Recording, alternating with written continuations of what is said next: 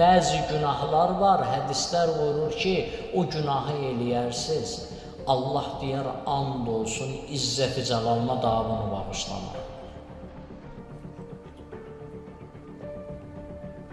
Hədislər bizə deyirlər, Allahın rəhmətinin hansı əməldə gizləndiyini, hansı yaxşı əməldə gizləndiyini siz bilmirsiniz.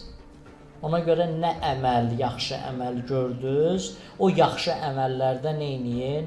Yarışın. Eyni zamanda da günahlardan çəkinin. Allahın qəzəbi hansı günahın içində yatır, siz onu bilmirsiniz. Bütün günahlarda Allahı qəzəbləndirir. Amma elə günahlar var, hədis deyir, Allah İzzət və Cəlalına and içəcək, daha bağışlamaram bu bəndəni. Bu daha neynədir? O son pərdəni də yırtdı.